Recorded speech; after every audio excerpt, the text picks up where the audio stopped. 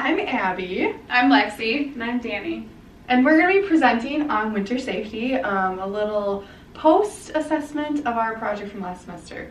I hope you enjoy. So our community site is a Head Start location located in West St. Paul. And Head Start serves by catering to socioeconomically disadvantaged families and provides early education in order to prepare their children for elementary school. The average age range is 3 to 5 years old, and the community site is also involved in providing assistance such as medical assistance, housing assistance, and anything else that the families might need. The population at our site mostly consisted of Hmong, Hispanic, and African American cultures. And within this community, many health disparities existed, such as knowledge deficits and that required specific learning needs. So each Head Start location really relies on the volunteer service of members in the community, such as dental assistants and parents of the children, that provides more one-on-one learning for students and helps reduce those health disparities. So for the last 3 years, we've been assessing what health disparities there were prevalent, and we saw that there was a great need for weather safety amongst the kids who were coming in with no winter gear. And so we decided for this project that, and what our project goal was, is that we were going to work alongside the staff who also brought this need to our attention, and we wanted to provide education and resources to the community. And our goal was to promote this knowledge and awareness on weather safety in the classroom and outside the classroom. In order to be successful, we implemented multiple strategies. We maintained the focus of the majority of the children in the classroom. We chose a topic that was relevant to their lives and living conditions. We provided opportunity to clarify their understanding. And lastly, we provided the information at their level of understanding in order to ensure attainment of our teaching, as well as implementing the method of teach-back to determine their understanding as well. So to put this goal into motion, we went to the Head Start and decided to do a little learning activity with the kids so that they could be another word of mouth to their parents and make sure that they get the proper clothing attire for the cold winter weather.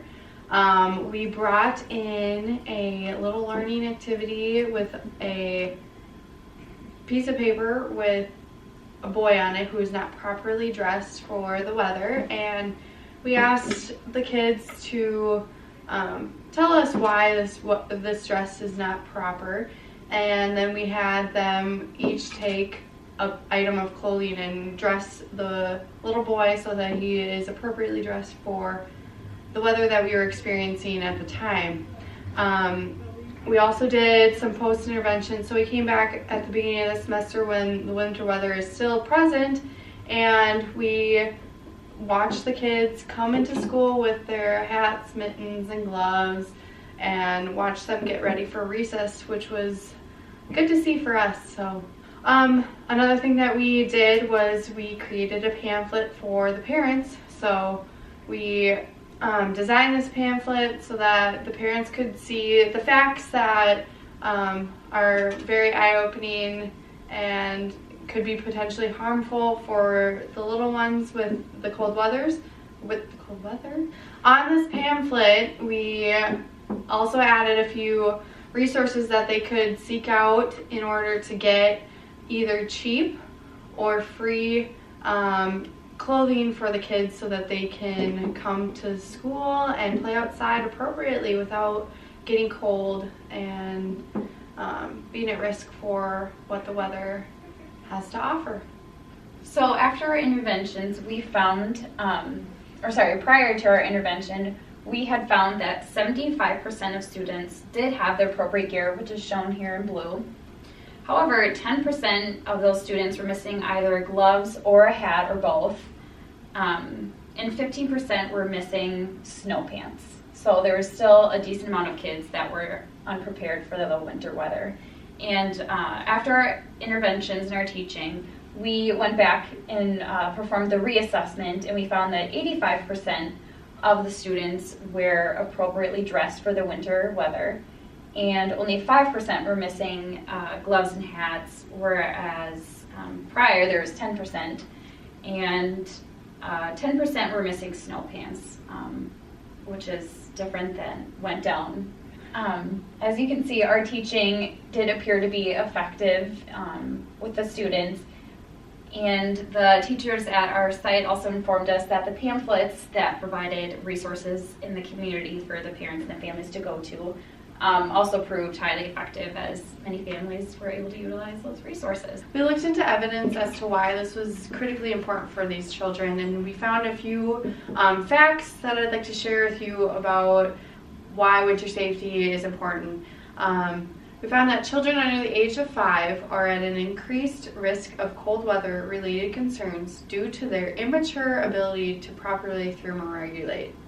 We also found that hypothermia may occur when temperatures are very cold, often below freezing, but it may also occur at cool temperatures above 40 degrees Fahrenheit. When a person becomes chilled from rain or submersion in cold water. We also found individuals who are at high risk for frostbite include individuals with poor circulation and those who are not dressed appropriate for the weather. Additionally, evidence suggests that playing in temperatures or wind chill below 15 degrees Fahrenheit should be avoided because the skin begins to freeze rapidly under these circumstances. Also, immigrants who come to Minnesota from warmer climates such as Asia and Africa, which are primarily included in our populations that we're serving, do not have proper gear, winter gear, and subsequently are not prepared for the cold winters that we face. Lastly, children have a greater surface area to volume ratio than adults and have a faster reduction in temperature, and their ability to adapt physiologically is reduced.